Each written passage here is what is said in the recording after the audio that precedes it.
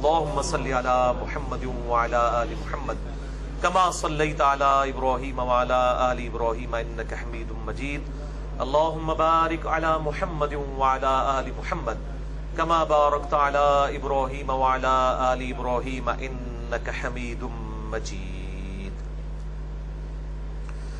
سب topic number 10 اور وہ ہے عیدین کی نماز اور عید سے متعلق جو فقہی احکام و مسائل ہیں ان سے ریلیٹڈ. بھائیو، عربی زبان میں عید کہتے ہیں اس دن کو جو بار بار لوٹ کر آئے، یعنی سال کے بعد عید پھر لوٹ کر آتی ہے، پھر اگلے سال پھر لوٹ کر آتی ہے، اس کو کہتے ہیں عید. اللہ تعالیٰ نے مسلمانوں کو سال میں 2 بڑی خوشیاں عید کی شکل میں عطا فرمائی ہیں. نمبر 1 عید الفطر، جسے ہم چھوٹی عید یا میٹھی عید بھی کہتے ہیں، اور نمبر 2 عید الاضحیٰ، یا اردو میں ہم کہیں گے عید الاضحیٰ. دعاد ہے وہ، جسے ہم بڑی عید یا نمکین عید، گوشت والی قربانی والی عید بھی کہتے ہیں.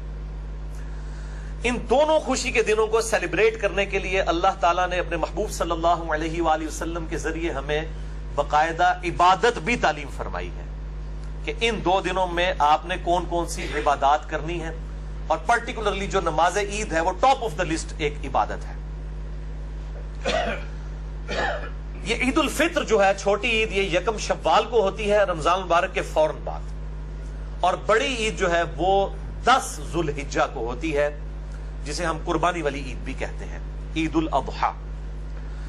باقی کچھ عیدیں ہیں جو اصطلاحاً پبلک میں مشہور ہو چکی ہیں، وہ لغت کے اعتبار سے ضرور عیدیں ہیں. اصطلاحاً مسلمانوں کی عیدیں 2 ہی ہیں، عید الفطر اور عید الاضحیٰ. لیکن جو لغت کے اعتبار سے عید ہے، جس کو پروٹوکول میں عید کہا گیا، وہ جمعے کا دن بھی عید ہے. بخاری مسلم میں کئی حدیث موجود ہیں، وہ 52 عیدیں وہ بھی بن جاتی ہیں، 52 جمعے سال کے اندر آتے ہیں.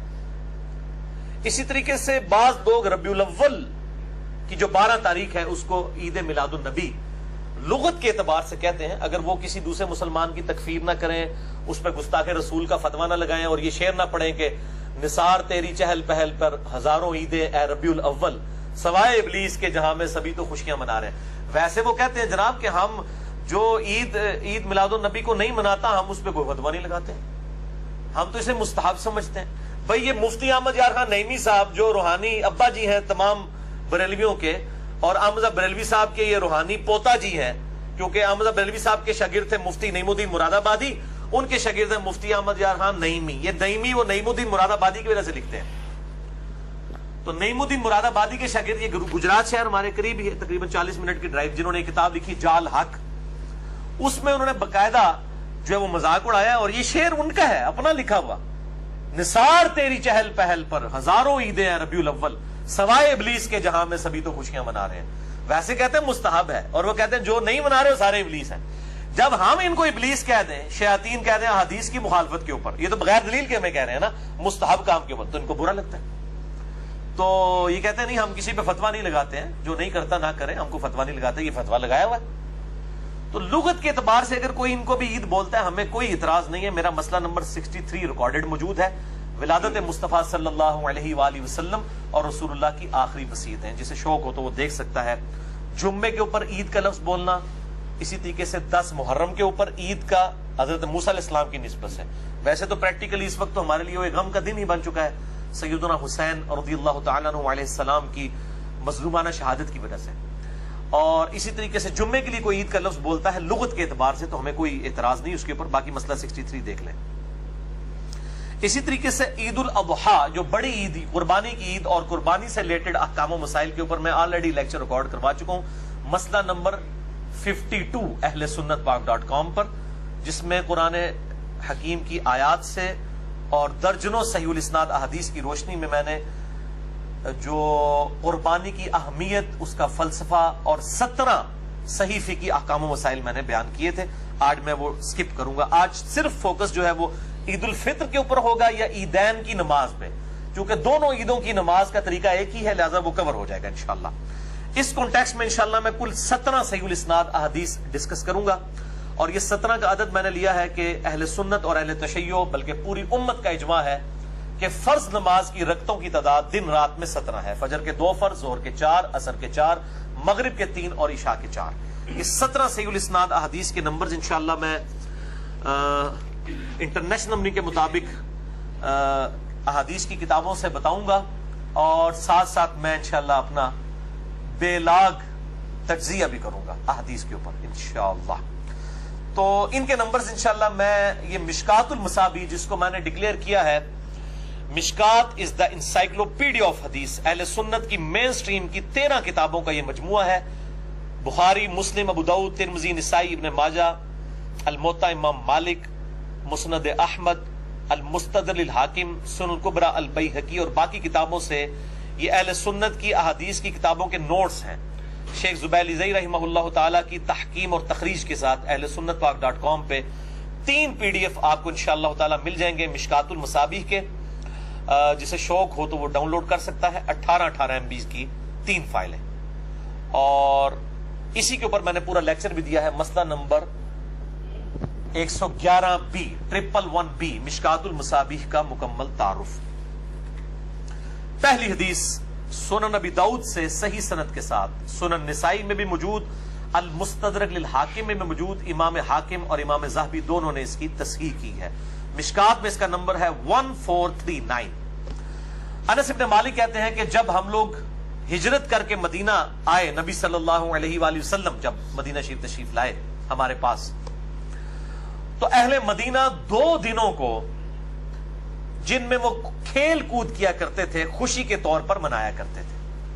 آپ صلی اللہ علیہ وآلہ وسلم نے جب ان سے پوچھا کہ یہ 2 دن تم کیوں خوشی کرتے ہو، تو انہوں نے کہا کہ ہم زمانہ جہالیت میں یعنی اسلام کے آنے سے پہلے بھی ان 2 دنوں میں خوشی منایا کرتے تھے. تو آپ صلی اللہ علیہ وآلہ وسلم نے فرمایا اللہ تعالیٰ نے تمہیں جاہلیت کے ان 2 ایام کے بدلے میں خوشی کے 2 دن عطا فرما دیے ہیں. نمبر 1 یوم الاضحیٰ یعنی 10 ذو الحجہ بڑی عید کا دن، اور نمبر 2 یوم الفطر یعنی 1 شوال چھوٹی عید کا دن. یہ 2 خوشی کے دن تمہیں ان جاہلیت کے 2 دنوں کے بدلے میں اللہ تعالیٰ نے عطا فرما دیے الحمدللہ. دوسری حدیث ترمذی میں موجود ہے، سنن ابن ماجہ میں بھی، المستدرک للحاکم میں بھی، امام حاکم اور امام ذہبی نے تصحیح کی ہے.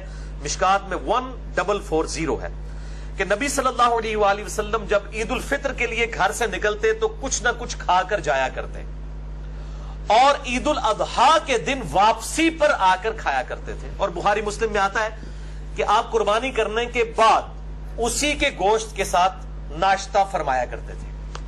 لیکن ظاہر یہ وہی کرے گا جس کا جانور فوراً قربان ہو جائے. اب جس کا اب ہونا ہے زور کے بعد یا اگلے دن، تو وہ کہتے ہیں نہیں روزہ رکھنا ہے.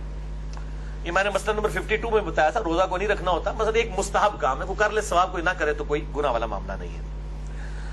اسی کانٹیکسٹ میں صحیح بخاری میں ایک اور حدیث ہے مشکات میں 1433 کہ نبی صلی اللہ علیہ وآلہ وسلم عید الفطر کے دن طاق عدد میں کھجوریں جو ہے وہ کھا کر جایا کرتے تھے، تناول فرما کر. یعنی چھوٹی عید کے لیے جانا ہے تو کچھ کھا کر، اور کھا کے کیا جانا ہے طاق تعداد میں کھجوریں. اب طاق میں صرف 3 سے نہیں طاق شروع ہوتا، 1 بھی کھا سکتے ہیں، وہ طاق میں شمار ہوگا. 1 3 5 7 جتنے بھی ہو سکتے ہیں. باہر کھجوریں تھوڑی ہو گئے جی طاق ہے، طاق 3 تو نہیں شروع ہوتا، طاق 1 تو شروع ہوتا ہے. بخاری مسلم کی حدیث ہے اللہ وطر ہے اور وطر سے محبت فرماتا ہے. یعنی اللہ طاق ہے، وطر عربی میں کہتے ہیں طاق کو، آٹ انگلش میں ہم کہتے ہیں. اللہ خود بھی طاق ہے نا، 1 ہے، تو وطر سے محبت فرماتا ہے. تیسری حدیث بھی صحیح بخاری سے ہے مشکات میں 1434 کہ نبی صلی اللہ علیہ وآلہ وسلم عید والے دن راستہ تبدیل فرما کر جایا کرتے تھے. اور میں الحمدللہ مجھے جب سے میں نے ہوش سنبھالی ہے میں اس چیز کا پرٹیکولرلی اہتمام کرتا ہوں، عید والے دن راستہ بدلنے کا. اسی کانٹیکسٹ میں ایک اور حدیث ہے ترمذی میں، سنن ابن ماجہ میں، المستدرک للحاکم میں، امام حاکم اور امام ذہبی دونوں نے تصحیح کی ہے اس کی. مشکات میں 1447 ہے کہ نبی صلی اللہ علیہ وآلہ وسلم جب نماز عید کے لیے تشریف لے جاتے عیدگاہ کی طرف، تو جس راستے سے جایا کرتے واپسی پر اس راستے سے واپس نہیں آتے تھے، کسی دوسرے راستے سے واپس آیا کرتے تھے. اچھا بعض لوگ کہتے ہیں نہیں ہمارے گھر سے راستہ ہی ایک جاتا ہے.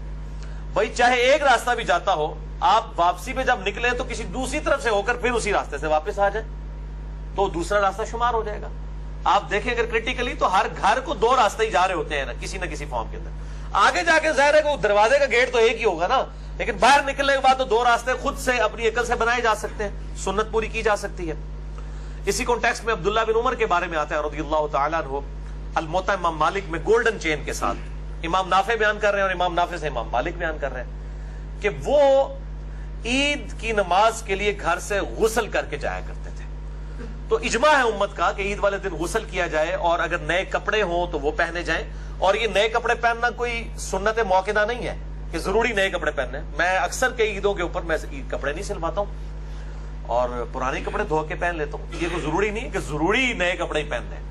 اور کئی لوگ تو ایسے ہیں جنہوں نے سال میں پڑھنی نماز عید کی ہوتی ہے, پورا کلف لا کے جناب مسیدی بڑے ہوتے ہیں. سب تو پہلے انہوں نے فجر اس دن کی نہیں پڑھی ہوئی ہوتی, لیکن نہات ہو کے خوشبو لگا کے ایک سنت نماز, واجب بھی نہیں سنت موقع ہے یہ عید کی نماز, وہ پڑھنے کے لیے بڑے بن ٹھن کے آئے ہوتے ہیں نئے کپڑے پہن کے.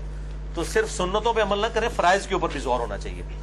چوتھی حدیث بخاری اور مسلم دونوں میں ہے, مشکات میں 1426 کہ نبی صلی اللہ علیہ وآلہ وسلم عید الفطر اور عید الاضحیٰ کے لیے جب عیدگاہ تشریف لے جاتے تو پہلے نماز پڑھتے. یہ ذرا ترتیب اب یاد رکھنی ہے, پھر میں نے ذرا کڑوی باتیں بھی کرنی ہے. پہلے اس طرح شروع کر دیتا ہے, پہلے نماز پڑھتے, پھر لوگوں کو واعظ و نصیحت کرتے, پھر لوگ اپنی صفوں میں بیٹھے رہتے تو آپ صلی اللہ علیہ وسلم ان کے لیے احکامات جاری فرماتے. اور کوئی لشکر روانہ کرنا ہوتا تو اس لشکر کو روانہ کرتے, یا کسی کو کوئی حکم دینا ہوتا تو حکم ارشاد فرماتے, پھر آپ صلی اللہ علیہ وآلہ وسلم گھر تشریف لے آتے. یعنی پوری حدیث کا لب لباب یہ ہے کہ آپ صلی اللہ علیہ وآلہ وسلم جمعے کی روٹین سے ہٹ کے عید والے دن سب سے پہلا کام نماز پڑھانے کا کرتے. بخاری مسلم میں آتا ہے کہ اس دن ممبر بھی نہیں ہوتا تھا آپ صلی اللہ علیہ وسلم کا, سمپل جو ہے وہ عیدگاہ میں جا کے نماز پڑھاتے, سامنے نیزہ رکھ لیا جاتا, گاڑا جاتا سترے کے طور پر, نماز پڑھاتے. نماز پڑھانے کے بعد آپ وہیں پر کھڑے ہو کر بغیر ممبر کے اوپر چڑھے ہوئے وہیں پر کھڑے کھڑے خطبہ ارشاد فرماتے. یعنی خطبہ جو ہے یہ تقریر عید کے دن کی جو ہے یہ نماز کے بعد ہے. جمعے والے دن جو خطبہ ہے وہ نماز سے پہلے ہے. تو یہ جو بدعت ہے نا, عید کی نماز کے بعد جو خطبہ تھا اس کو پہلے شروع کرنا, یہ گل وچ کوئی اور ہے. اے انفیوں ہوتے لوگ گرجتے ہیں یار انفیوں نے دیکھیں وہ پہلے تقریر شروع کر دی ہے جی, وہ خطبہ تو عید کا بعد میں ہونا چاہیے. اور پائی انفیوں کا کوئی قصور نہیں ہے, یہ تو آڑے مامے اور قصور ہے جنہوں نے دین نو بدلیا ہے. وہ مامو جی کا تعارف میں انشاءاللہ بعد میں کرواتا ہوں. پانچویں حدیث صحیح مسلم سے ہے, مشکات میں اس کا نمبر ہے 1427. سیدنا جابر بن سمرہ کہتے ہیں کہ میں نے نبی صلی اللہ علیہ وآلہ وسلم کے ساتھ عیدین کی نمازیں کئی بار پڑھی ہیں, عید الفطر بھی اور عید الاضحیٰ بھی, اور ان نمازوں میں نہ اذان ہوتی تھی نہ اقامت ہوتی تھی. حالانکہ جماعت کے ساتھ نماز پڑھی جا رہی ہے لیکن اذان اور اقامت نہیں ہے. تو اذان کوئی گناہ کا کام تو نہیں. میں اپنے بریلویوں سے دیوبندی بھائیوں سے جو کہتے ہیں جی وہ ہم کوئی اگر کام نیکی کا کرتے ہیں, اگر فرض نماز کے بعد اجتماعی دعا کرتے ہیں تو گناہ کا کام تو نہیں ہے, اگر ہم جنازے کے بعد دعا مانگ لیتے ہیں تو گناہ کا کام تو نہیں ہے. تو میں ان کو پھر یہ الزامی جواب کے طور پر کہتا ہوں کہ عید کی نماز سے پہلے اگر کوئی اذان دے لے تو گناہ کا کام تو نہیں ہے. تو کہتے ہیں نہیں ثابت نہیں ہے. ثابت نہ ہوا تو کیا ہوا, ہے تو ثواب ہی کا کام. تو یہ الزامی جواب ہے. ضروری نہیں کہ جو چیز ثابت نہیں ہے اور وہ ثواب کا کام ہے تو اس کو دین میں داخل کر دیا جائے, نہیں. یہ معاملات دنیاوی معاملات میں ہیں, وہاں دیکھا جائے گا کہ ممانعت نہیں ہے تو آپ کر لیں. دین کے اندر من احدث فی امرنا ھذا فہو رد, جس نے ہمارے دین کے اندر کوئی چیز داخل کر دی. یہ قالین دین میں داخل نہیں ہے, ہوائی جہاز میں سفر دین میں داخل نہیں ہے. اور تعلقاتی صاحب دھوکے دے دینے. مسئلہ نمبر 75B میرا ریکارڈڈ موجود ہے, بدعت سے متعلق 5 شبہات کا ازالہ, جسے شوق ہو تو وہ دیکھ سکتا ہے. چھٹی حدیث بھی بخاری اور مسلم دونوں میں ہے, مشکات میں 1429. ابن عباس کہتے ہیں جب ان سے پوچھا گیا کہ آپ صلی اللہ علیہ وآلہ وسلم کے ساتھ آپ نے عید پڑھی ہے, تو انہوں نے کہا ہاں بالکل پڑھی ہے. آپ صلی اللہ علیہ وآلہ وسلم عید کی نماز پڑھانے کے لیے تشریف لاتے ہیں تو سب سے پہلے نماز پڑھاتے ہیں. اس سارے پوچھتے پہ نا بزرگوں کو کہ جی دسو نماز پڑھی تھے کنج پڑھ دے, ایک گل وچ کوئی اور ہے بھائی.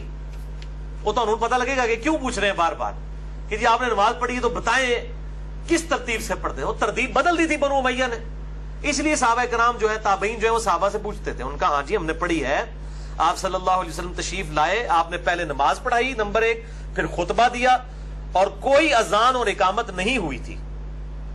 اس کے بعد آپ صلی اللہ علیہ وسلم خواتین کے پاس گئے، انہیں واعظ و نصیحت کی اور صدقے کے متعلق حکم فرمایا، اور میں نے دیکھا کہ عورتوں نے اپنے کانوں سے اور گردن سے زیورات اتار کر حضرت بلال کو دیے صدقہ کے لیے۔ اس سے یہ پتا چلا کہ عورتیں، وہ کہتے ہیں حدیث سے بتائیں کہ عورتیں کان میں کوئی چیز پہن سکتی ہیں، اہل حدیث دے دیجیے، بخاری مسلم دونوں میں۔ اور اسی میں ایک ترک جو ہے نا، ایک طریق بخاری اور مسلم کا، اس میں الفاظ ہے، آپ نے فرمایا عورتوں میں نے تم میں سب سے زیادہ دوزخ میں دیکھا ہے کیونکہ تم اپنی خاوند کی ناشکری کرتی ہو، تو اللہ کے حضور صدقہ کرو۔ پھر عورتوں نے سب سے زیادہ صدقہ اپنے زیورات اتار کے دے دیے۔ آج بھی جو یہ مطلب بولی بالی عورتیں ہیں، وہ مولوی جب ترغیب دلاتے ہیں تو وہ آپ کو پتا ہے وہ بھی اپنے زیور اتار دیتی ہیں۔ نبی صلی اللہ علیہ وسلم کی مثالیں دی جاتی ہیں، وہ تو زیور اتروایا جاتا تھا تو کہیں لگتا تھا۔ آپ صلی اللہ علیہ وسلم تو اپنی وفات تک، بخاری مسلم میں آتا ہے کہ اما عائشہ کہتی ہیں بعض کا 1 مہینہ، بعض کا 2، بعض کا 3 مہینے تک ہمارے گھر چولہا نہیں جلتا تھا، اور 2 کالی چیزوں پر گزارا ہوتا تھا، نمبر 1 کھجور اور نمبر 2 پانی۔ اور کھجوریں بھی کوئی پیٹیاں نہیں، 2 کھجوریں صبح 2 شام کے وقت، 1 پانی کا پیالہ میٹھا صبح کے وقت، 1 شام کے وقت۔ وہاں تو میٹھا پانی بھی ایشو تھا، کڑوا پانی ہوتا تھا، اتنی دور سے بھر کے لانا پڑتا۔ تو ہمارے نبی کی تو زہد کی زندگی گزری ہے صلی اللہ علیہ وآلہ وسلم۔ آج ان کی مثالیں پیش کر کے تو یہ جو چندے ہتھیار ہیں عورتوں سے اور مردوں کو ایکسپلائٹ کر رہے ہیں، اور اس سے اپنی جدادیں اور اپنا لیونگ سٹینڈرڈ انہوں نے مینٹین کیا ہوا ہے، تو ان کو شرم کرنی چاہیے۔ تو یہ ان احادیث کی روشنی میں آپ کو پتہ چل گیا کہ جمعے کی ترتیب تو پتہ ہے، احادیث کی روشنی میں بھی اجماع امت ہے کہ پہلے جو ہے وہ آپ نے تقریر کرنی ہے، اس کے بعد نماز۔ عید کا جو ہے معاملہ اس سے الٹ ہے، پہلے نماز اور اس کے بعد تقریر ہوگی، اور اس میں ممبر بھی نہیں رکھا جائے گا، بغیر ممبر کے۔ 7ویں حدیث خلفائے راشدین، یہ کہتے ہیں جی پہلے خلفائے راشدین سے ثابت کریں، نبی صلی اللہ علیہ وسلم کو چھوڑ دیں، خلفائے راشدین وہ بھی سن لو، ان کی سنت کیا تھی۔ بخاری اور مسلم دونوں میں ہے، مشکات میں 1428 عبداللہ ابن عمر کہتے ہیں کہ میں نے نبی صلی اللہ علیہ وآلہ وسلم، سیدنا ابو بکر اور سیدنا عمر رضی اللہ تعالی عنہما وعلیہم السلام کے ساتھ عیدین کی نمازیں پڑھی ہیں۔ یہ سب لوگ نماز عید کو خطبے سے پہلے پڑھا کرتے تھے۔ یہ اتنی تکرار کیوں آ رہی ہے؟ گل وچ کوئی اور ہے، اندر کی بات کوئی اور ہے، بٹوین دا ورڈز کوئی اور چیز ہے۔ پھر اسی حدیث کا ایک طریق آتا ہے اسی سے ملتا جلتا، بخاری اور مسلم دونوں میں، صحیح بخاری میں 5573، صحیح مسلم میں 5098، اور الموطا امام مالک میں ڈیٹیل کے ساتھ ہے۔ یہ ابو عبید تابعی کہتے ہیں کہ میں نے سیدنا عمر کے ساتھ عید کی نماز پڑھی، انہوں نے پہلے نماز پڑھائی اور پھر خطبہ دیا، اور فرمایا کہ نبی صلی اللہ علیہ وآلہ وسلم نے عید الفطر اور عید الاضحیٰ کے دن روزہ رکھنے سے منع فرمایا، اور فرمایا کہ یہ خوشی کے دن ہے۔ اور پھر سیدنا عمر نے کہا کہ تم اس دن قربانی کا گوشت بھی کھاتے ہو بڑی عید والے دن، اور یکم شوال یعنی چھوٹی عید کو تم روزہ بھی نہیں رکھتے ہو، یہ خوشی کے دن ہے۔ پھر وہ تابعی کہتے ہیں کہ پھر میں نے سیدنا عثمان کے ساتھ بھی عید کی نماز پڑھی، حضرت عمر کا دور ختم ہو گیا، سیدنا عثمان کا دور آ گیا، تو کہتے ہیں کہ انہوں نے بھی عید کی جو نماز ہے وہ خطبے سے پہلے پڑھائی، اور بائی چانس اس دن جمعے والے دن عید آئی تو سیدنا عثمان نے اپنی تقریر میں کہا کہ جس نے جمعہ پڑھنا ہے اس کی مرضی وہ رک جائے، ادروائز اب جمعہ پڑھنے کی ضرورت نہیں، یعنی اس کی جگہ ظہر پڑھی جائے گی، کیونکہ جمعے کی بھی تقریر ہوتی ہے نا، ایک دن میں 2 تقریر، صحابہ کرام اسے مایوب سمجھتے تھے۔ آپ صلی اللہ علیہ وسلم کے ریفرنس سے بھی آگے حدیث آئے گی کہ ایک دن میں ایک ہی تقریر سنی جا سکتی ہے، تو جمعے والے دن 2 تقریریں نہیں، جس کی ہاں شوق سے کوئی سننا چاہتا ہے ضرور سنیں، باقی آپشن ہے کہ آپ چھوڑ دیں۔ گاؤں سے جو لوگ آئے ہوتے تھے ان کو کہا جاتا تھا آپ چلے جاؤ وہاں جا کے زور کی نماز پڑھ لو، جس نے ایک تقریر اٹینڈ کر لی، یعنی عید اور جمعہ اکٹھے ہو جائیں تو کوئی گورنمنٹ سے پارے نہیں ہوتے، ٹھیک ہے، اور یہ بارے عوام کے اوپر ہو جاتے ہیں کہ ان کو 2 تقریریں مولویوں کی سننی پڑ جاتی ہیں، حالانکہ پہنچتے اینڈ پہ ہی ہیں، سننی انہوں نے پھر بھی کوئی نہیں ہوتی۔ تو آپ نہ کریں، آپ جماعت کروا لیں زور کی الگ سے اپنی، جمعہ وہ پڑھنا اس دن فرض نہیں ہوتا جس دن عید والے دن جمعہ آ جائے، دونوں میں سے ایک جو ہے وہ کام کر لیا جائے۔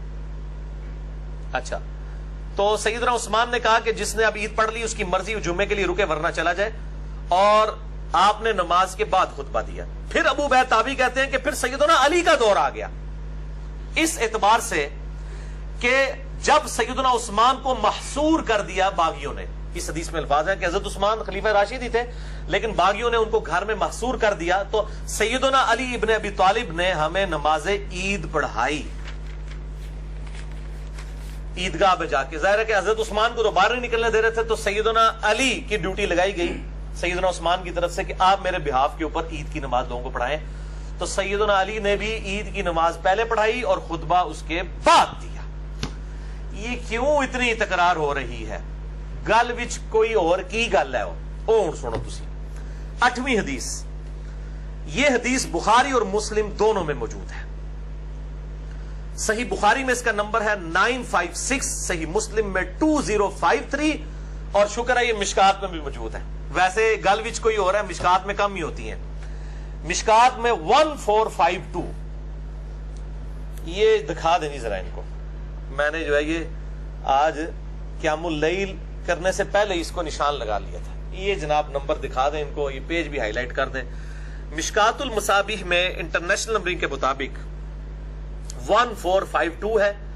بخاری مسلم دونوں میں موجود ہے. یہ انڈر لائن بھی میں نے کیے ہیں کچھ الفاظ. میں اس حدیث کو بریف کرتا ہوں, پہلے آپ اس کو دیکھ لیجئے. اسی طریقے سے کیمرے میں بھی آ جائے گا تاکہ بعد میں سمجھانا مجھے آسان ہو جائے گا کہ یہ بدعت کس نے شروع کی کہ اس نے جمعے کی نماز کی طرز کے اوپر خطبہ جو ہے وہ تقریر جو ہے وہ نماز سے پہلے شروع کروا دی. وہ اب آپ سن لیے. ابو سعید خدری رضی اللہ تعالیٰ عنہ کہتے ہیں اسی حدیث میں, بخاری مسلم دونوں میں, مشکات 1452, کہ عید الفطر اور عید الاضحیٰ کے لیے جب نبی صلی اللہ علیہ وآلہ وسلم تشریف لے جاتے تو پہلے نماز پڑھتے, پھر کھڑے ہو کر خطبہ دیتے اور لوگوں کو اپنی طرف متوجہ کرتے, اور پھر کوئی لشکر بھیجنا ہوتا تو بھیجتے, پھر صدقے کی ترغیب دلاتے. خواتین سب سے زیادہ صدقہ اور خیرات کیا کرتی تھی, اور پھر آپ صلی اللہ علیہ وآلہ وسلم گھر تشریف لے جاتے. اور یہ معمول ایسے ہی رہا حتیٰ کہ مروان بن حکم کا دور آ گیا. مروان بن حکم اسی مدینہ شریف میں جہاں ابو سعید خدری رہتے تھے, یہ مکے اور مدینے یعنی حجاز کا گورنر بنایا گیا تھا حضرت معاویہ کی طرف سے رضی اللہ تعالیٰ عنہ. وہ کہتے ہیں جب مروان گورنر بنا, ان کا جب زمانہ آ گیا, تو ابو سعید خدری کہتے ہیں ظاہر ہے کہ وہ حاکم وقت نہیں, گورنر وقت نہیں نماز پڑھانی ہوتی تھی. وہ کہتے ہیں کہ مروان کی کمر پر ہاتھ رکھ کر میں نماز عید کے لیے آیا. یعنی بوڑھے ہو چکے تھے ابو سعید خدری, اور یہ 74 ہجری میں فوت ہوئے ہیں. حضور کے بعد 63 سال تک زندہ رہے ابو سعید خدری, اور کثرت سے جو 7 صحابہ احادیث روایت کرنے والے ہیں ان میں ابو سعید خدری بھی شامل ہے. کہتے ہیں میں بوڑھا ہو چکا تھا, میں مروان بن حکم کی کمر پر ہاتھ رکھ کر نماز عید کے لیے روانہ ہوا. حتیٰ کہ ہم عیدگاہ پہنچے تو کہتے ہیں میں نے دیکھا کہ کثیر ابن الصلت نے گارے اور اینٹوں کا ممبر تیار کر رکھا ہے. پہلی بدعت, ممبر تیار کیا. اصل میں انہوں نے کتے دے مول نہیں سی کوئی پوچھتا, مولا علی تے گالا نہیں کٹتے سن ممبر ہوتے.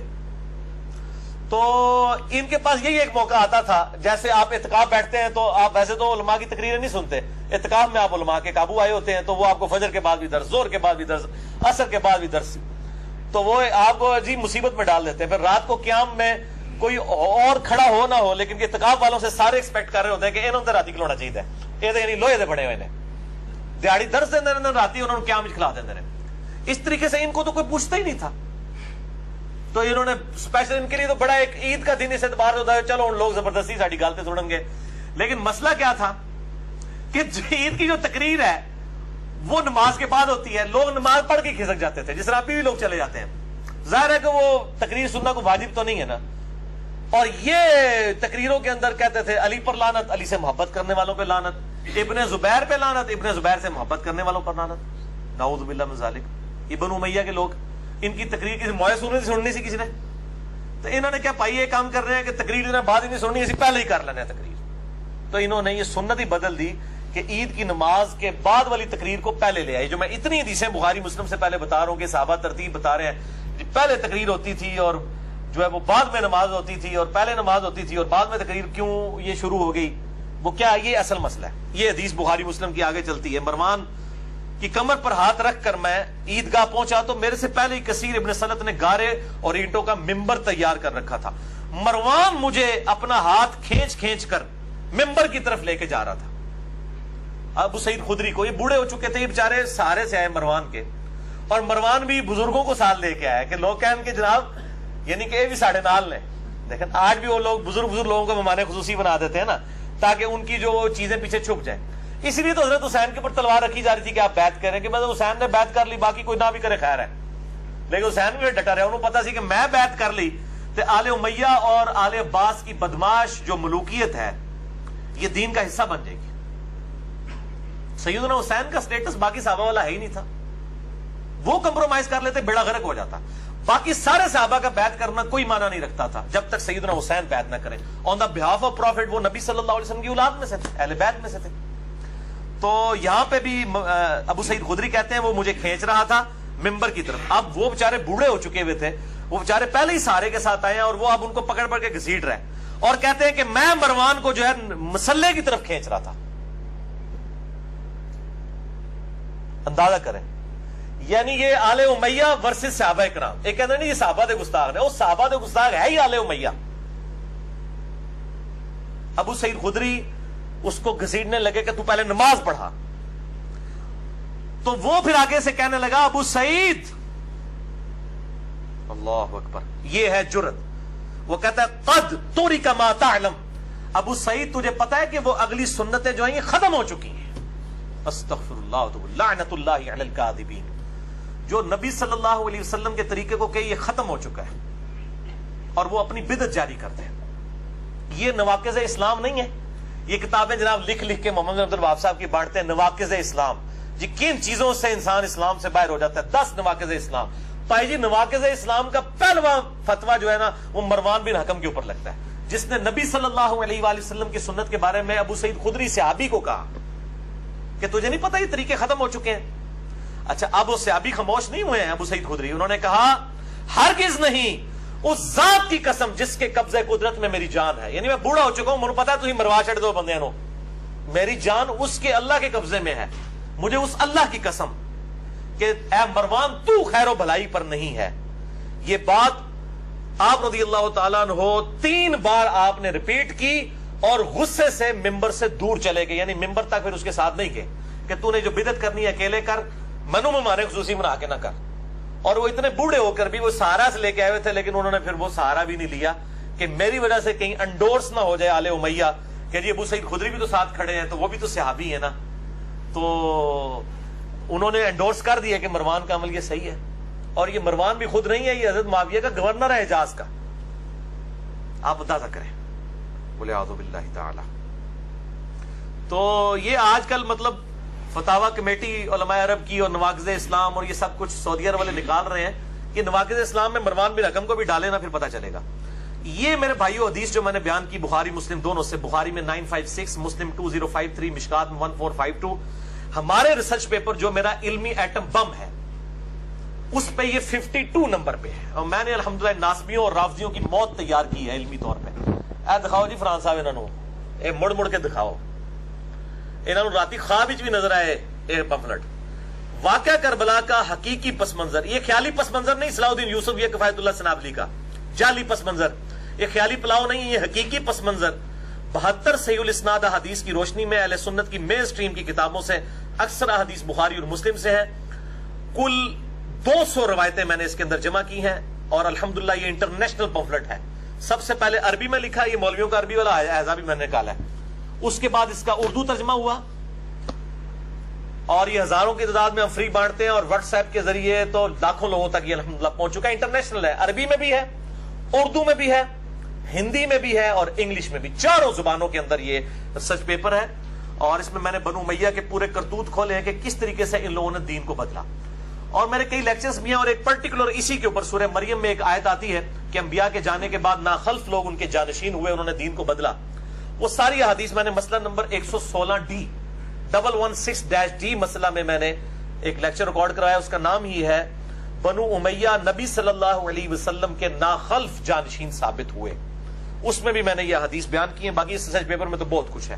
باقی مسئلہ نمبر 101 بھی دیکھ سکتے ہیں, 102 بھی دیکھ سکتے ہیں, اور میرا ایکسکلوسیو کوسچن آنسر سیشن 5 گھنٹے کا, وہ تو کل ہی سارا دے پا رہی ہے. مسئلہ نمبر 157A اور 157B, اور اب ماشاءاللہ 175A 175B وہ 6.5 گھنٹے کا آ چکا ہے الحمدللہ. جو پچھلے پوری رمضان کی رات ہم نے جاگ کے, اور ساری کے بعد بھی 2.5 گھنٹے تک جاگ کے وہ ریکارڈ کروایا الحمدللہ. نویں حدیث بھی صحیح بخاری سے ہے, مشکات میں 772, سیدنا ابن عمر کا بیان ہے کہ نبی صلی اللہ علیہ وآلہ وسلم جب عیدگاہ کی طرف تشریف لے جاتے تو ایک صحابی چھوٹا سا نیزہ آگے اٹھا کر چلتے اور عیدگاہ میں وہ گاڑا جاتا، اس کو سترہ بنا کر آپ صلی اللہ علیہ وآلہ وسلم ہمیں نماز پڑھایا کرتے. تو عیدگاہ میں سترہ آگے گاڑا جائے گا، سترے کے اوپر میں نے مسئلہ نمبر 110 ABCD کے اندر علیحدہ سے میرا کلپ چڑھا ہوا ہے. یہ سترہ واجب نہیں ہوتا لیکن افضل ہے کہ سترہ سامنے ہونا چاہیے. اچھا، بعض اب جو لوگ ہیں عیدگاہ کے حوالے سے بڑی سختی کرتے ہیں، خصوصاً اہل حدیث میں بھی، سارے نہیں ہیں کچھ، وہ کہتے ہیں جی عید کی نماز جو ہے نا یہ صرف عیدگاہ میں پڑھ سکتے ہیں، مسجد میں عید کی نماز نہیں ہو سکتی. یہ بات پارشلی تو درست ہے کہ عیدگاہ میں ہی نماز ہونی چاہیے، یہی افضل ہے، لیکن یہ کہنا کہ صرف عیدگاہ میں نماز ہوگی ایسا نہیں ہے. نماز مسجد میں بھی ہو جائے گی، افضلیت اور غیر افضلیت کا چکر ہے. اور اس کے اوپر ایمفسائز کرنا اور جان بوجھ کے لوگوں کو ٹانٹ کرنا، خصوصاً ہمارے پاکستان کے اندر بھی ایک خاص اسکول آف تھاٹ ہے اہل حدیث کا بھی، ایک سمجھ لیں اسی میں، کہ جو اس حوالے سے سختی کرتا ہے. باقی جو عام اہل حدیث ہیں وہ الحمدللہ مسجدوں میں ہی نماز پڑھاتے ہیں، اور باقی دیوبند بریلوی بھی شیعہ بھی کوئی ایسا جھگڑا نہیں کرتے. تو میں ان کے لیے ایک حدیث یہاں پہ ضمناً بیان کر دوں. السنن الکبری امام بیہقی کی کتاب میں جلد 3 صفحہ 310 پہ انٹرنیشنل نمبر کے مطابق 6052 مکتبۃ الشاملہ کے مطابق سیدنا عمر نے خطبہ دیا لوگوں کو اور کہا، لوگوں، بے شک نبی صلی اللہ علیہ وآلہ وسلم لوگوں کو عیدگاہ لے جا کر نماز پڑھایا کرتے تھے، اور یہ بات زیادہ آسان اور وسعت والی بھی تھی، اور وہ لوگ مسجد میں سما بھی نہیں سکتے تھے. پس اگر بارش ہو تو مسجد میں نماز عید پڑھ لو، یہ زیادہ آسان ہے. یعنی بارش میں ایک عذر ہے، اب ضروری نہیں کہ عیدگاہ والی سنت ہی پوری کرنی ہے، اگر بارش ہے تو مسجد میں پڑھیں. اور اسی طریقے سے عیدگاہ اگر کہیں پر اویلیبل نہیں ہے، گراؤنڈز اویلیبل نہیں ہے، بعض کا سیکیورٹی ریزنز بھی ہو جاتی ہیں، کیٹاسٹرافک کنڈیشن کے اندر مسجد کے اندر عید کی نماز بالکل درست ہوگی. اس کو سپورٹیو ایک حدیث بھی ہے لیکن وہ ضعیف ہے، سنن ابی داؤد کے اندر مرفوع حدیث بھی موجود ہے، مشکات میں 1448 اور ابو داؤد کے حوالے سے، لیکن وہ ضعیف ہے، میں بیان کرنا بھی اس کو مناسب نہیں سمجھتا. 10ویں حدیث بھی بخاری اور مسلم دونوں میں ہے، مشکات میں 1430. ابن عباس رضی اللہ تعالیٰ عنہ کہتے ہیں کہ نبی صلی اللہ علیہ وآلہ وسلم نے عید الفطر کی 2 رکعت نماز پڑھائی اور اس سے پہلے اور بعد میں کوئی نماز نہیں پڑھی. یعنی نماز عید سے پہلے 2 رکعت تحیت الوضو یا تحیت المسجد نہیں پڑھ سکتے. عید کی نماز کا پروٹوکول ہے، عید سے پہلے بھی کوئی نماز نہیں پڑھ سکتے، بعد بھی کوئی نماز، اس دن اشراق کی نماز بھی نہ پڑھے، چاش بھی نہ پڑھے. وہ نماز عید خود بخود ایکویلنٹ بن گئی اس کی. جیسا کہ رمضان سے کنزیکٹو پہلے شعبان کے آخری دنوں میں روزہ رکھنا منع ہے تاکہ رمضان کا پروٹوکول رہے. عید کا پروٹوکول یہ ہے کہ عید والے دن اس اشراق کے ٹائم کے اندر آپ جو ہے وہ کوئی اور نماز نہیں پڑھیں گے سوائے عید کی نماز کے. اچھا، اور یہ عید کی نماز کے ٹائم کے اوپر بھی اجماع ہے کہ یہ زوال آفتاب سے پہلے رہے گا. جو مکروہ وقت شروع ہوتا ہے اس کے بعد زوال آفتاب یعنی ابتدائی ظہر ہو جاتی ہے، اس سے پہلے آپ نے عید کی نماز کو پڑھ لینا. نہیں، اشراق اور چاش کے وقت کے اندر عید کی نماز پڑھنا سنت ہے. 11ویں حدیث جامع ترمذی سنن ابن ماجہ میں ہے، صحیح سند کے ساتھ سنن ابی داؤد کے اندر ہے 1151. مشکات میں 1441 ہے. مشکات والی سند ضعیف ہے لیکن اس کے فٹ پہ شیخ زبیر صاحب نے ابو داؤد 1151 کا حوالہ دیا ہے کہ نبی صلی اللہ علیہ وسلم نے نماز عیدین میں پہلی رکعت میں قرات کرنے سے پہلے 7 تکبیرات اور دوسری میں قرات سے پہلے 5 تکبیرات کہیں. یہ 6 تکبیرات کوئی ثابت نہیں، یہ 12 تکبیرات ہیں. 12 ہم تو 6 کے اوپر بھی خوش ہیں، چلو کسی بہانے رفع الیدین کرتے تو ہے سال بعد نہ، انہیں پیچھے پڑھ بھی لیا کرو. بعض لوگ پوچھتے ہیں حنفیوں کے پیچھے پڑھ لیں اور کوئی آپشن نہیں، پڑھ لیا کرو جناب. اور وہ جو 6 کر رہے ہیں نا، 6 دفعہ چلو رفع الیدین کرتے ہیں، کم از کم وہ خود شرم تو محسوس کریں گے. جو کہتے ہیں جی بت رکھ کے آتے تھے اس لیے رفع الیدین ہوتا تھا، اب ان بے شرموں کو پتہ چلے گا بھی عید والے دن تم نے بھی بت رکھے ہوئے ہیں. ٹھیک ہے. اور دوسری طرف سلفی ضد میں آئے ہوئے ہیں، وہ کہتے ہیں جی عید کا جو رفع الیدین ہے یہ نہ بھی کرو خیر ہے. انہوں نے کہا تسی کرتے ہو تو پوچھ لیتے ہیں. ہاں، شیخ البانی کا فتویٰ ہے، وہ کہتے ہیں جی عید اور جنازے کی تکبیرات کے ساتھ رفع الیدین کوئی نہیں. اور یہاں بھی ایک مولانا صاحب عید سے پہلے کہہ رہے تھے آج کوئی نہ بھی کرے خیر ہے، کیوں بلکہ ان کا بس چلے نا یہ عید والا رفع الیدین ختم کرا دیں کہ چونکہ حنفی کر رہے ہیں اس لیے ختم کرو. انہوں نے کیوں کیتا ہے؟ ٹھیک ہے نا. تو بھائی عید کا رفع الیدین ہو، نماز وطر کا رفع الیدین ہو، ہم تو سجدہ تلاوت سے پہلے بھی رفع الیدین کے قائل ہیں. میں وہ حدیث بھی بتا دیتا ہوں، سنن نبی داؤد کے اندر موجود ہے، مسند احمد میں بھی موجود ہے، सुनन अबी दाऊद में 722। इब्ने उमर कहते हैं कि नबी सल्लल्लाहु अलैहि वसल्लम हर उस तकबीर के साथ रफल यदैन करते थे जो वो रुकू से पहले किया करते थे। और इमाम बैहकी ने इससे रिजल्ट निकाला है अहले सुन्नत के इमाम में से कि रुकू से पहले जितनी भी तकबीरात आएंगी उनमें रफल यदैन होगा, क्योंकि इब्ने उमर कह रहे हैं रुकू से पहले जितनी तकबीरात होती थी, चाहे नमाज शुरू करते वक्त तकबीर है वो भी रुकू से पहले है। इसी तरीके से जनाजे में तो रुकू होता ही नहीं है, वो खुद बखुद क़याम की हालत में तकबीरात है। इसी तरीके से नमाज वित्र वो रुकू से पहले ही आपने करना होता है। मसला नंबर 130 मेरा देख लें। रुकू के बाद तो बिदत है अगर कोई दुआए कुनूत पढ़ता है रुकू के बाद, कुनूत वित्र वाली, जो कुनूत नाज़िल है वो सुन्नत है। मसला नंबर 130 मैंने बताया, उसमें भी आप रफ़ुल यदैन अल्लाहु अकबर कह के दोबारा हाथ बांध के दुआए कुनूत पढ़े। इसी तरीके से सजदा तिलावत के बारे में मेरा मसला नंबर 119 में मैंने ये बात बताई थी, और मसला 70B तो रफ़ुल यदैन पे एक्सक्लूसिव है मेरा 2.5 घंटे का, उसमें मैंने ये बात बताई थी कि सजदा तिलावत से पहले भी आप अल्लाहु अकबर कह के रफ़ुल यदैन करेंगे और फिर आप डायरेक्ट सजदे में जाएंगे तरावी की नमाज में। तो हर वो तकबीर जो रुकू से पहले होगी वो रफ़ुल यदैन के साथ होगी। ये इब्ने उमर का कौल है। सुनन अबी दाऊद 722, मुस्नद अहमद के अंदर भी मौजूद है। लिहाजा अल्हम्दुलिल्लाह हम ये तमाम चीजों पे रफ़ुल यदैन के कायल हैं, और ये तो हर रफ़ुल यदैन के ऊपर, हर उंगली के ऊपर नेकियां मिलती हैं। सुनन तबरानी के अंदर मौजूद है, हर उंगली के ऊपर 10 नेकियां हैं जो रफ़ुल यदैन करता है।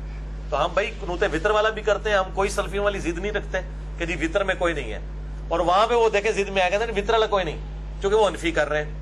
अनफियों को भी शर्म नहीं आती है, वो जनाब वो कहते बुत रख के आते हैं, तो रोजाना ये इशा की नमाज में बुत रख के आए होते हैं सारे अनफी, और ईद की नमाज में बुत रख के आए होते हैं जो 6 ज़ायद तकबीरें कह रहे होते हैं। अच्छा, अगर किसी की तकबीरात रह जाए, यानी वो पहली रकत में भूल गए तकबीरात कहना इमाम, तो दूसरी तकबीरात जो है वो पहली वाली 7 अगली में रकत में कह ले, उसमें भी भूल गया तो इसमें सजदा साहब करने की जरूरत नहीं है। मेन स्ट्रक्चर नमाज की अपनी जगह मौजूद है। ये सुन्नत है, तकबीरात वाजिब और फर्ज नहीं है, तो नमाज हो जाएगी लेकिन सवाब में कमी आएगी। इसी तरीके से अगर एक रकत गुजरने के बाद कोई इमाम के साथ आके मिलता है, तो अब उसकी पहली रकत में 7 तकबीरात रह गई ना, तो सलाम फेरने के बाद जो अपनी एक अलग रकत पड़ेगा तो उसमें वो किरात से पहले वो 7 तकबीरात पूरी करे। इस तरह जनाजे में भी लोग देखे वो आखिरी तकबीर में भी मिलते हैं, इमाम के साथ सलाम फेर देते हैं। ठीक है, अगर आप इमाम के साथ दूसरी या तीसरी तकबीर में मिले हैं तो एक तकबीर आपकी रह गई थी, तो इमाम के सलाम फेरने के बाद आप अल्लाह अकबर कह के वो तकबीर पढ़े जो आपकी रह गई थी। यानी पहली तकबीर के बाद आपने सूरह फातिहा पढ़नी होती है, आप दूसरी में शामिल हुए दुरूशी वाली में, और इमाम ने सलाम फेर दिया। एक तरफ सलाम फेरना सुन्नत है, नमाज जनाजा पे भी इंशाल्लाह मैं करीब लेक्चर रिकॉर्ड करवा दूंगा। तो इमाम जब एक तरफ सलाम फेर के नमाज जनाजा खत्म कर दे तो आपकी जो एक तकबीर रह गई थी वो आप बाद में कहें, फिर आप अपना सलाम अलग से फेरें, जिस तरह आम नमाजों में रखते रह जाती हैं तो आप करते हैं, अपनी रखते पूरी करते हैं। ईद में भी इस तरह करेंगे, जनाजे में भी। ईद की नमाज सुन्नत है, मुअक्कदा है, वाजिब नहीं है, और ये जमात के साथ ये अकेले आप नहीं पढ़ सकते। अगर किसी की रह गई तो ठीक है। बाज इमाम बुखारी ने भी एक कौल सा नकल किया, वो बेसनद ही है, कि जिसकी ईद की नमाज रह जाए तो वो 2 नफिल पढ़ ले उसकी जगह। ये उम्मत ने इसको एक्सेप्ट नहीं किया। इजमाए उम्मत इसी के ऊपर है कि नमाज ईद जो है वो जमात के साथ है, इसका इक्विवेलेंट कोई और नमाज नहीं। रह गई तो खैर है, जिसकी फजर की रह गई हुई है उन्हें ईद की पढ़ के क्या लेना है, और ईद की नमाज अगर किसी ने छोड़ भी दी है वो गुनाहगार नहीं होगा, एक फजीलत से महरूम रहा है, क्योंकि वो फर्ज वाजिब नहीं है। अच्छा, अहनाफ जो है वो मैंने बताया 6 तकबीरें कहते हैं, और सुनन अबी दाऊद से मैंने हदीस बयान की है 1151 के आप सल्लल्लाहु अलैहि वसल्लम के रात से पहले 7 तकबीरात पहली रकत में कहते हैं, और दूसरी रकत में 5 तकबीरात के रात से पहले कहते हैं। यानी 2 रकत ईद की नमाज होगी, इसका तरीका भी सुन लें। 2 रकत नमाज होगी, कोई इकामत नहीं होगी, कोई अजान नहीं होगी, डायरेक्ट अल्लाह अकबर कहकर आप इस नमाज को शुरू करेंगे। और पहली रकत के अंदर सूरतुल आला पढ़ना और दूसरी में सूरतुल गाशिया पढ़ना सुन्नत है। ये सही मुस्लिम में मौजूद है, मिशकात में 840, और सही मुस्लिम में ये एक और हदीस है मिशकात में 841। वो 840 थी, मिशकात में ये 841 है कि ईद उल फित्र और ईद उल अजहा में सूरह काफ पारा नंबर जो 26 में है, और सूरतुल कमर पारा नंबर 27 में, ये भी आप सल्लल्लाहु अलैहि वसल्लम से पढ़ना साबित है। और जुमे तो में तो हमेशा ही सूरतुल आला और सूरतुल गाशिया है, और इस तरीके से ईदैन की नमाजों में भी इक्विवेलेंट मौजूद है। तो 2 रकत नमाज होगी, अल्लाह अकबर कहकर हाथ बांधे जाएंगे, सना पढ़ी जाएगी, सना पढ़ने के बाद پھر اللہ اکبر کہہ کر تکبیر کہی جائے گی اور ہاتھ دونوں دوبارہ سے باندھ لیے جائیں گے. حنفی چھوڑ دیتے ہیں, اگر کوئی چھوڑ بھی دے خیر ہے, ہمارے نزدیک تو چھوڑنا باندھنا دونوں ہی ثابت ہے. ہم تو مطلقاً بھی چھوڑ کے نماز پڑھنے کے قائل ہیں. تو جو ہاتھ چھوڑ کے نماز پڑھ رہے وہ چھوڑ دیا کرے, جو باندھ کے پڑھ رہے وہ باندھ لیا کرے, دونوں کام کیے جا سکتے ہیں. پھر دوسری تکبیر کے بعد بھی اللہ اکبر, اور اس میں امام کو چاہیے اتنا لمبا اللہ اکبر نہ کہ وہ اتنا لمبا اللہ اکبر کہتے ہیں کہ مقتدی پہلے ہی اللہ اکبر کہہ دیتے ہیں. ان کی نماز اگر پہلی والی تکبیر تھی نا نماز شروع, وہ تو نماز شروع ہی نہیں ہوئی. تو مختصر اللہ اکبر پہلے والا ہونا چاہیے. اللہ اکبر, اللہ اتنا لمبا کہتے ہیں پہلے ہی اللہ اکبر کہہ کے ہاتھ مان لیتے. تو پہلا اللہ اکبر تو ضرور چھوٹا کہا کریں تاکہ نماز شروع ہو جائے. بیچ والے آگے پیچھے بھی ہو جائے نماز ہو جائے گی, لیکن پہلے والا اگر امام سے پہلے ہو گیا نماز شروع ہی نہیں ہوگی. تو اللہ اکبر کہہ کے دوسری دفعہ اللہ اکبر کہہ کے ہاتھ باندھے. اس طرح 7 تکبیریں. اس کے بعد امام اعوذ باللہ من الشیطان الرجیم, بسم اللہ الرحمن الرحیم, سورۃ الفاتحہ, اس کے بعد سورہ الاعلی پڑھے گا, اس کے بعد رکوع میں چلا جائے گا, اور پھر اسی طریقے سے نارمل نماز. پھر دوسری رکعت میں جب وہ کھڑا ہوگا تو کھڑا ہو کے سورہ فاتحہ کی قرات نہیں شروع کرے گا, بلکہ پہلے 5 تکبیرات وہ کہے گا, اللہ اکبر کہہ کے ہاتھ باندھے گا, پھر دوسری دفعہ, پھر تیسری دفعہ, چوتھی دفعہ, 5ویں دفعہ, اور پھر بسم اللہ کہہ کے سورۃ الفاتحہ اور پھر ساتھ سورۃ الغاشیہ پڑھے گا. یا سورہ قاف اور سورۃ القمر بھی پڑھ سکتے ہیں, دونوں صحیح مسلم کے اندر موجود ہیں الحمدللہ. یہ نماز عیدین کا طریقہ ہے, اور عید الفطر اور عید الاضحیٰ دونوں کے لیے یہ طریقہ ہے. اور میں حیران کن بات آپ کو بتاؤں, بخاری مسلم میں حدیث موجود ہے, جب آل امیہ نے حضرت عثمان کے دور کے اندر, یہ آپ کو پتہ ہے, تکبیرات کی سنت چھوڑ دی تھی. وہ صرف پہلی تکبیر اونچی کہتے تھے, باقی آہستہ. یہ تو حضرت علی نے دوبارہ سنت جاری کی, بخاری مسلم میں آتا ہے. جنگ جمل کے بعد جب بصرہ کلیئر کروایا تو نماز پڑھائی مولا علی نے وہاں پر, تو عمران بن حسین نے تابعی کا ہاتھ پکڑ کے کہا, مجھے علی نے وہ نماز پڑھائی ہے جو نبی صلی اللہ علیہ وآلہ وسلم پڑھایا کرتے تھے. آپ ہر اٹھک بیٹھک پہ اللہ اکبر کہتے تھے اور رکوع سے اٹھ کر سمی اللہ لمن حمیدہ ربنا لک الحمد کہتے تھے. یہ حضرت عثمان کے گورنروں نے ختم کر دی تھی یہ سنت, تو یہ زندہ کی حضرت علی نے اپنے دور کے اندر.